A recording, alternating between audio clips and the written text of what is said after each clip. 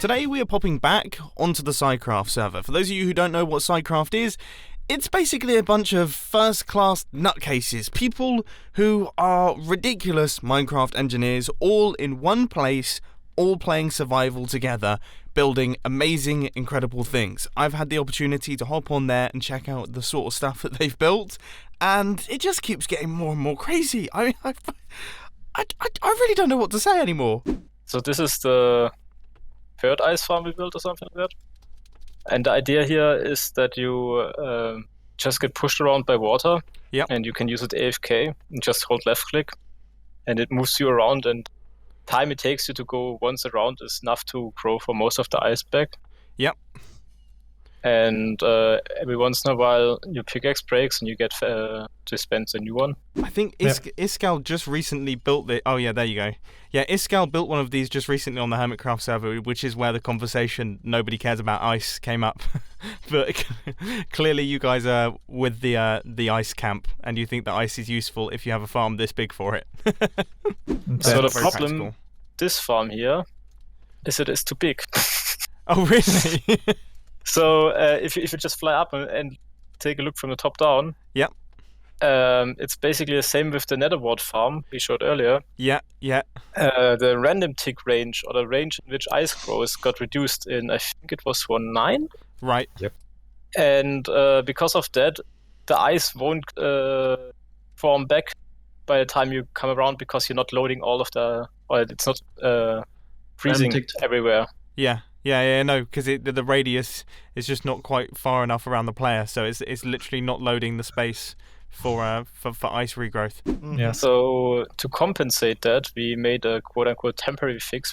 The farm you can see over there. Oh right, I see. Towards the northwest. This one uses a nifty trick, right? Which is you need a block of ice or any block for the ice to form next to it, right? Right. Yep. And just form in the middle of water. Yep. And in the old days, you had designs where you had pistons below that pushed up blocks of and the ice would form next to them. Right? Yep. Yeah, I remember that. Yep. But then you had always hard time pushing the ice out, and getting space for more ice to and so on. Yep. So here the idea is we detect when it's night, and before it becomes day, we run through a flying machine with frostwalker boots. Right. To create frosted ice. Yeah. Which will melt during the day, but before it melts, other ice can form next to it, and therefore we had more seeds for the whole plane of ice to freeze together. That's really, really interesting. So the frostwalker comes through at night time, and then just covers the entire place in frostwalker. I'm guessing, or does it cover the entire place, or do you create strips? Yep. There's strips. We actually use the Frostwalker 1 right. For strips. So then even at night we already ice can form. Right, that's really next really to those smart. Frostwalker ice blocks. That's super cool. And the Frostwalker 1 is so obviously the radius of the strip, the strips are smaller as opposed to being massive. That makes sense. Yep. That's a really smart idea. And then and I can see the Frostwalker things now. So these are little flying machines that kind of shoot them along. And then what are these flying machines at the end here? They push it down. Right, I see. We create a 12 block high ice block at the bottom. And it's really one of the most satisfying things in Minecraft. Yeah, no, I agree. I always have to point out that breaking either. For me, it goes between sand and ice, but I think ice has to be the best because of the noise it makes as well. This seems like a good time to apologise for the fact that my OBS, the thing that I use to record my Minecraft videos, decided not to record any Minecraft audio during the entire world tour. I do apologise for that.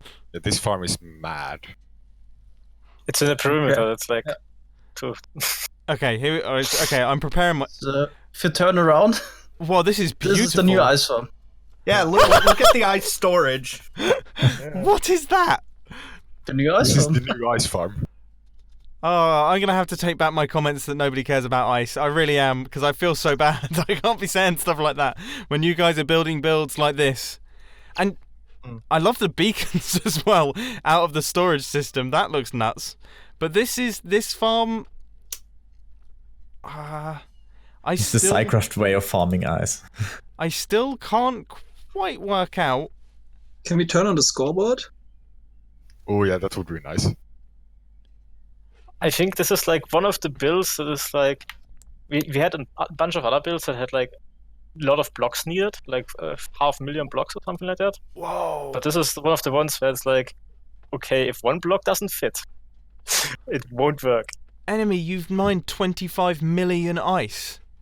Yes. Indeed. In his sleep. What did you need it for? Other than I mean, how much of that ice was used to fill this perimeter? Because how big is this perimeter that you've got here? That's actually not much. This is a 33 by 33 chunk perimeter, and we use none of it because we built the farm afterwards. Yeah, why did you? Does it need to have a perimeter, or it runs better with less lag, of course.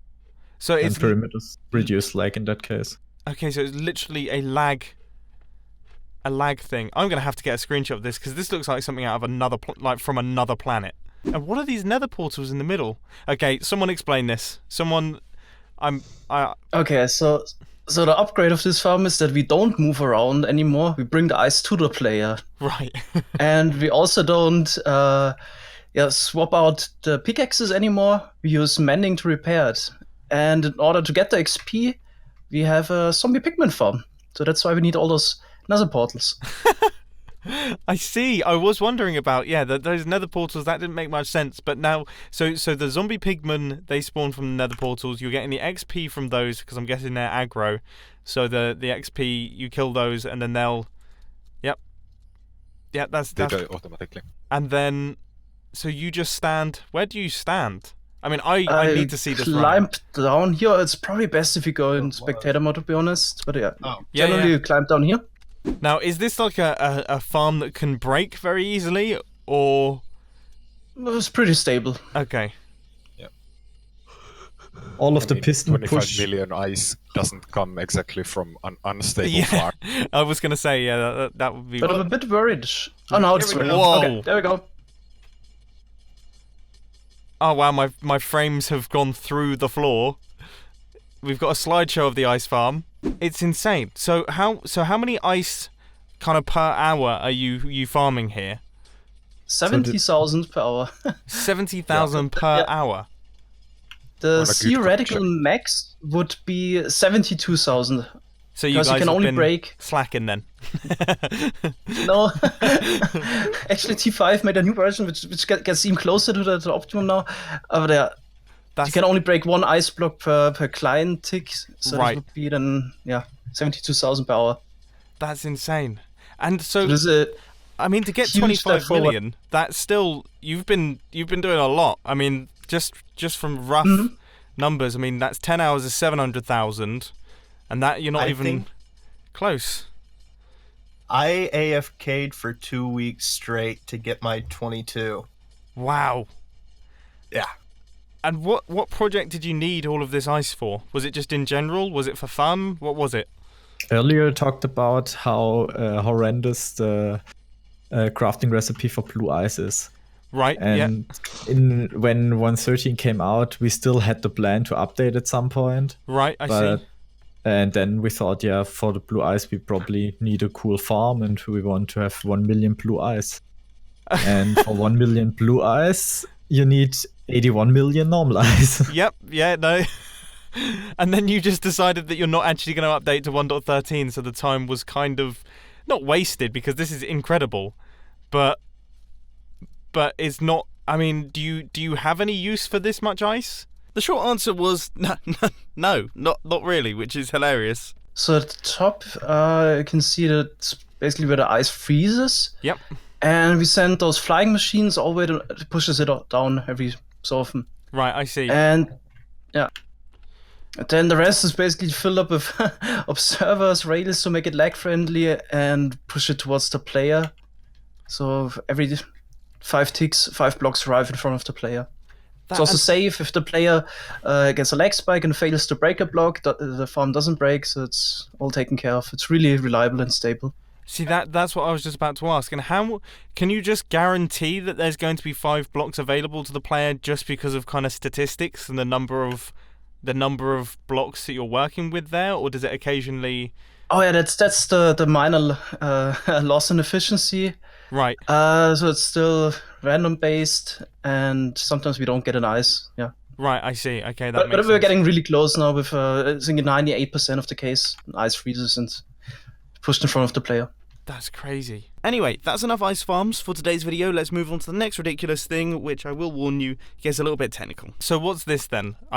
Okay, this is now highly technical, and unfortunately not a lot of stuff is going on, but this is our permaloader.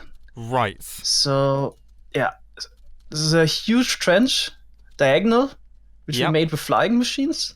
Right. So it's one of the nice uses for diagonal flying machines. Oh, right, yeah. And yeah, at the bottom, you can just see we marked out some chunks.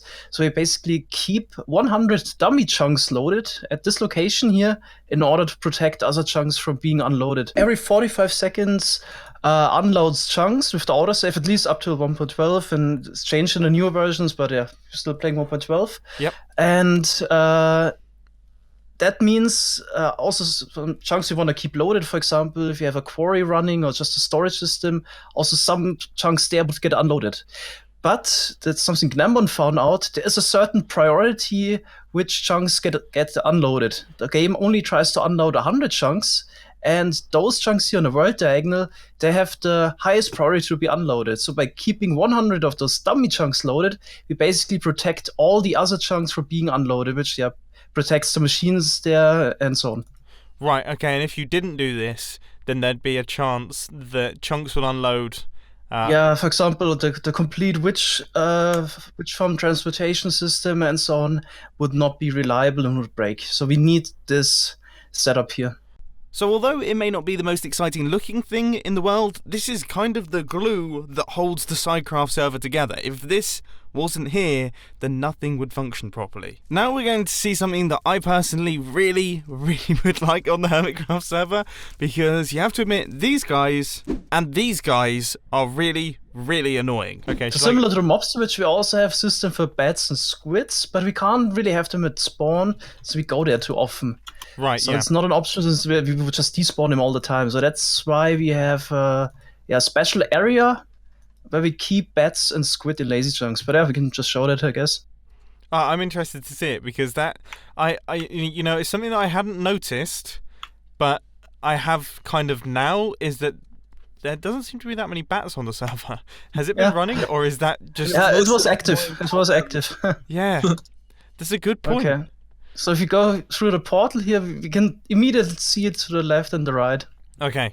Yeah, and also it's necessary for some things, because, for example, frosted ice can, like frosted ice, the teleport you saw previously, it actually broke once because a bat flew in the in the water and didn't freeze. Really? And because it didn't freeze, it couldn't be pulled by the piston, breaking the whole machine. Oh my word. That's amazing. So it really did cause a problem. This is a crazy thing. What is happening here? Don't show that to Peter. Yeah, no. We'll ignore that. The noise is horrible as well. And I can see the the squid are definitely rubber banding. So I mean, what have you done here? How come there are this many squid? Did you just gather them and then put them in there? Yeah. So at the bottom, you can see improvised bat farm and an improvised squid farm. So we can AFK here, and basically just send everything to the Nether, so we can overfill the mob cap. Because usually you only get to 10 bats and 5 squid. Right. So in order to get a higher amount, we have to send him to the Nether so that the mob cap is freed up again with those mobs. Right. And once we have, I think usually we have around 200 bats, 100 squid or so. Yep. Then we go to the Nether and send them back to the overworld, and they land in those portals at the top. And so this bat farm here, I mean, I'm guessing, so you're using, so does it literally just kind of push them along? Yep. So even the reason it's looking that complicated is, even though the bats are super small, they still need 2 blocks to spawn in. Right. I did not know that. That's just how Minecraft works. Yeah. The next concept that the SciCraft guy showed me has made me rethink a lot of things that I thought were possible in Minecraft. This one is a little bit special. This is, as Mango said, the very first quarry anyone built ever in survival. Pre-observers as well, as just mentioned. This is 1.8 tech, yes. It was built in 1.9, I think, or 1.10. Wow. And this is a 100 by 100 hole. Basically meant as a feasibility test if it even makes sense to build quarries in survival. And does it? Yes. Technically, not really with this one, but with the later quarries, yeah, for sure. Yeah. This So- one was stuff. This Quarry, one, we didn't mention it yet. It's basically a quarry. Technically, Minecraft is a machine that automatically mines blocks Yeah, and stores them. and stores them. Yeah. Yeah, that's the big part. If you only mine them, then you can just blow them up. But if you store them, that's the big part. Wow. So we have a central storage that all the items get brought to. And is that this system over here that I'm guessing is kind of TNT dupers and perfectly timed pistons? Yes. Yes. Wow. But as the guy said, this was the first generation, the first ever quarry built in survival Minecraft feasibility test. Things definitely improved from there, and we're going to see many more quarries in today's video. The next quarry will be in the Nether. Just basic reason is Nether is way easier to quarry because there are not so many weird blocks with different behavior. How big This is is this? 1,000 by 1,000. That's the most ridiculous thing I've ever heard. 1,000 by 1,000. It doesn't even look that... And also, you might notice it doesn't have any roof bedrock. No, I had noticed that. This actually isn't that... Okay, I'm going to say words here. Okay, and feel free to laugh at them. It doesn't actually look that complicated. Fly up. I can see things now. Yeah, no, this is looking a little bit more chunky. Yeah, it's definitely way smaller in terms of slices than the first quarry. Yep. First limestone. This one is also vertical quarry, which is the main reason why it's so much faster. If you think about flat quarry, the bigger it gets, the time it takes multiplies by a factor of 2. Right. So, and this one here, this quarry completely flies by itself. So the whole quarry moves and mines blocks on the go. The first quarry was a 100 by 100 and it took 12 days. Yep. The second quarry was a 360 by 360 and it took about 90 days. Yep. And this one here is a 1000 by 1000 and it took 100 days. Yeah, that I was actually just about to ask if there were any Nether Fortresses or anything like that. Nope. No. It's actually like this perimeter location. Can I explain this? Like, this was kind of funny. This was so I was like new to SciCraft, and I was fascinated by breaking bedrock. I always been. Yep. So I just go and design something, and I was about halfway done with it, and I go like, I want to break some bedrock. Do you guys have like a spot where I can break bedrock? And I think back then, no one thought I would actually follow through with it. I just go like, can I just break some bedrock randomly? And the man goes like, yeah, go break some bedrock over there. There's nothing over there. You won't break anything if you break bedrock over there. Right, I see. And then I go like, okay, I want to build like an 800 by 800 perimeter, and no one expected it would actually happen. Yeah. And then I kept breaking it. It took a lot of time. I think it took like an entire summer. And then by the time it was done, Paula goes like, there is no fortresses in this.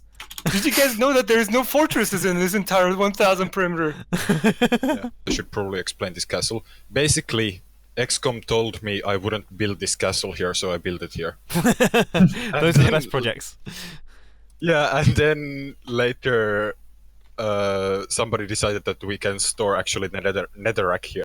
And the storage system, just like everything on the SciCraft server, is really smart and really lag friendly, with the ability to lock all of the hoppers in the system with the flick of a lever to prevent lag. And then you can also have a smart lock system where the system detects when items are flowing through the system, it unlocks all the hoppers, allows items to flow through, and then once they're done, locks all of the hoppers again, once again, to stop the server from lagging.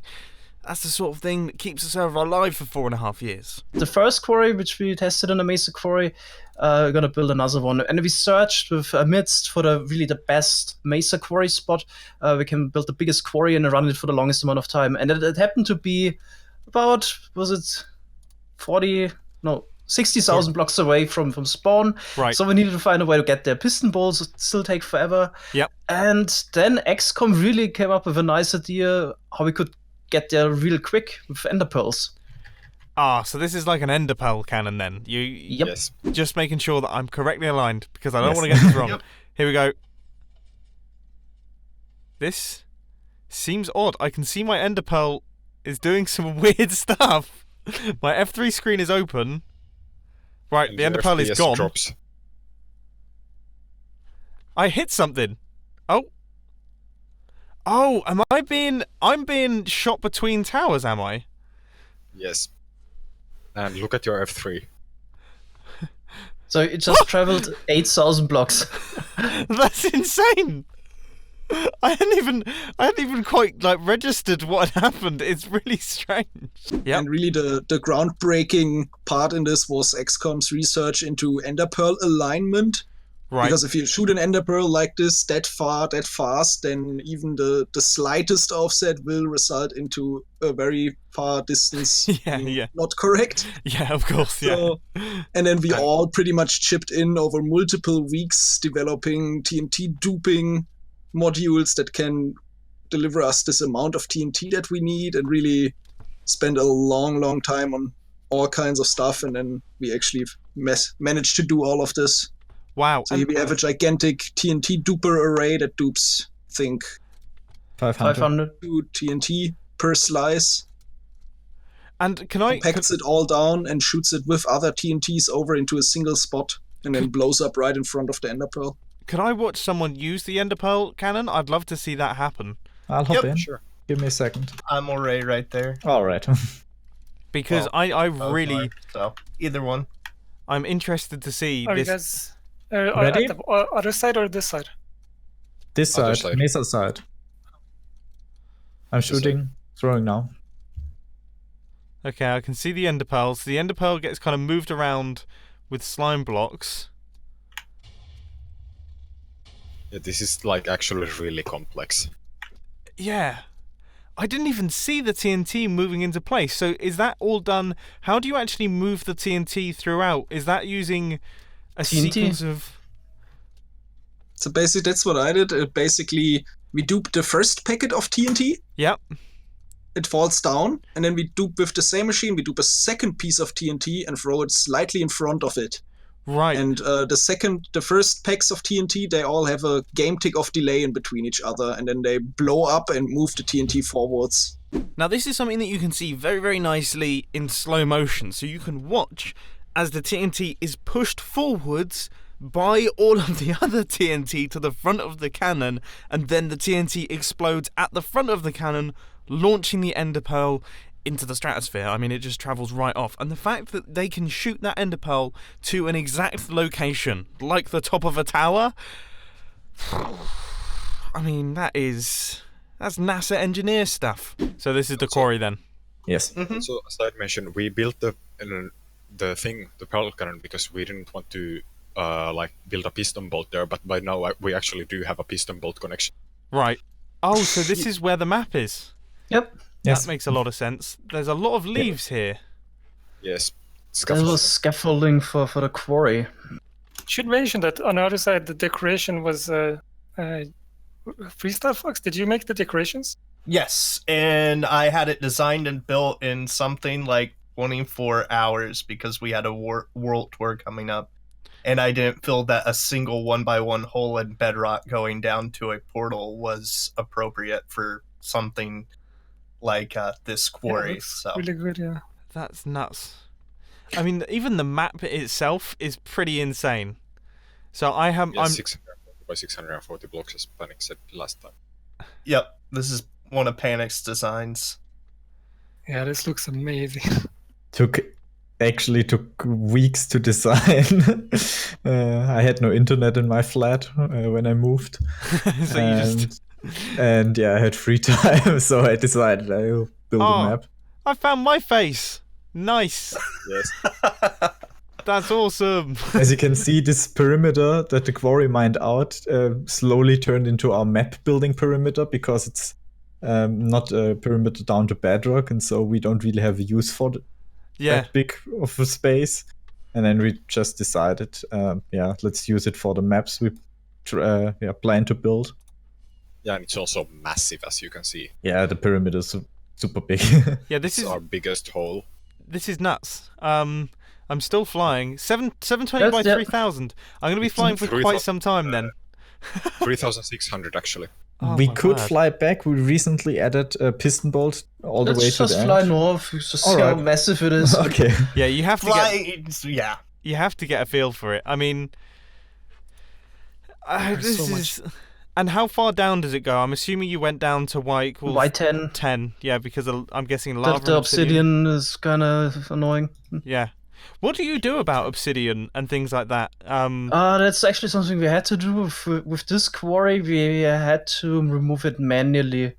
Wow. It was about 300 obsidian blocks within 100 million other blocks, luckily, so it wasn't too much work, but it had to be done manually. There was no way around it, really. So did you do that beforehand and then you boot up the quarry, or do you do it as it comes? Musmusser had a program that would tell us the exact coordinates of certain blocks, and that's how we removed it. That's amazing. To remove all mob spawners, all chests, all obsidian. Oh, yeah. I mean, how many of those blocks were there? There must have been quite a few. In total, it was 500 blocks. That's really low. Not that took a few hours, but it wasn't that bad compared to the over 100 million blocks we mined. Yeah. Yeah, and you're arriving at the quarry itself. Yeah, no, I'm seeing it. This is the stupidest thing I've ever seen in my life. We did run over a village too. Oh, you picked up a village. I like that. Oh, poor villagers. Okay, give me a sec. I want to get a screenshot of this thing in all of its glory. I'll go into just because this is. The render distance isn't big enough. No, I know, but the fact that it just kind of fades out of render distance makes it like the greatest thing ever. Okay. So the interesting fact about this quarry is the last one also moved itself forward and mined one row of blocks at a time. This one mines 11. Wow. Yep. And where does it, so when you say it mines them, where? So it grabs 11. So the old quarry, let's just turn it on. It will be kind of obvious then. Okay, I'm going to get like negative frames a second. I'm going to go back in time here, but that's fine. Oh, that's not that bad. So right now you can see the block grabbers moving down. Oh, yep. Oh, and once they reached all the way to the bottom, you can see stuff happen. Oh, it's at the last slice. That's gonna then you can at least see it moving forwards. Yeah, and now we just pull the blocks out, and then we send the flying machine back up, and we push 11 blocks up into the TNT system at the top. So how does it know that there are 11 blocks? That's the whole system in the back. Those stations, they stop the flying machine every 11th block. Right. So every 11th block we have to build one of those modules. Yep. So the orange stained glass stops the block grabbers. Right, okay, that makes sense. Because that's what I was wondering. That's what I didn't quite understand about how these things function. And then with the TNT... Okay, well, I'll just watch and see what happens. We have to temporarily store those blocks in order to process them. So we push them up first, and then we got another flying machine at the top that pushes them down one after the other, so the TNT system can handle. Okay, now they get all pushed forward, and we tube TNT, blow up the blocks, and they land in a water collection system at the bottom. And this water collection system is mobile. It's movable, Using that's where we use the Frostwalker again. Oh my word! And I'm currently following the blocks along because I just want to see where they go. Mm-hmm. But this is nuts, and that's all done. So all of this is totally mobile. It will get pushed along. Yep. The water sources get moved. Everything gets moved. Yep. This is the coolest thing. Okay, this is now winning the coolest thing that I think I've seen on this server. Mission accomplished. This is so cool. Yeah, you can stand the block stream if you want. Then Yes. your inventory should fill up really quickly. Okay, yeah, that's a good idea actually. The Okay. amazing thing is the size of the quarry. Like there has been development on quarry tech, but the size of this quarry is amazingly, and it's really like friendly. Oh, it looks like you can't even pick everything up. I'm not able to pick everything up. The things are flying past me way faster. I love the fact so you have this little. This is like a little I guess item stream that is pre-built. I'm guessing, Yes. yeah. And then it just kind of slips past it. The storage is stationary. Yep. It's not really possible to make a movable storage. No, of right course. Well, I didn't even think it would be possible to make movable item water streams. This is the best. This is so awesome. It takes 17.5 minutes to mine one slice, so to move one block forward. Right. Previous one took what? Yeah, the Nether quarry still took over an hour or 1.5. I think it was 2 hours per 2 slice. hours even. Yeah. Was this a challenging thing to build, or was it actually? Yeah. Oh yeah. Yeah. Okay. Oh yeah. I think this is the project that took the most time at a single location. So the Witch Farm project definitely took longer, but I think we worked on this here for 3 or 4 months, just placing down blocks. All right. Now Oh. there we go. There we go. I love watching those water streams move. That's crazy. And everything's just kind of shifting forwards. Yep. And kind of rebuilding itself in a way, and then getting ready to process more items. Mm-hmm. Now the roof is moving, but the roof has to move slowly, so it moves only. Yeah. If you fly on top, you see that only a 3 wide strip of the roof is moving at a time. Yeah, because otherwise the light updates would be too, or the moving blocks would be too much. I'm just blown away by it. As you can tell from my voice, I actually don't know what to say with this thing. This is the best thing ever. And yeah, I don't even know what to say. I mean I'm lost for words on this one. This one I'm speechless on this one. I can't stop getting screenshots of it. We can give you that later. Mango has this awesome chunky render of it. That would be where very you can see handy. the whole thing. Yep. Yeah, because I'd love to be able to see the entire thing. I mean, it's so difficult to even get the scale of it. And just in case it wasn't already clear, yes, 720 blocks wide this thing is. 720 blocks. It has to be the biggest working flying machine ever built. It has to be. And I think that's going to actually wrap things up for today's SciCraft World Tour. So once again, as always, thank you so much to the members of the SciCraft server for allowing me to come on and check out the builds. It just fills me with so much inspiration. It's so cool to see this sort of thing still being conquered in Minecraft in 2019, 10 years after the game has released. So obviously all of the links to their YouTube channels can be found down in the description. Please do show your support because they're just the best. They absolutely are the best. And the next episode of the World Tour is going to be the last one, and it's going to cover a whole bunch of even more crazy things. I never thought I'd say that after seeing what has released in today's video, but yes, it gets even more crazy from here. So look forward to it. I hope that you enjoyed. If you did, be sure to that like button, and if you really loved it, then make sure to subscribe. But thanks for watching, guys. This has been Mumbo, and I'm out. I'll see you later.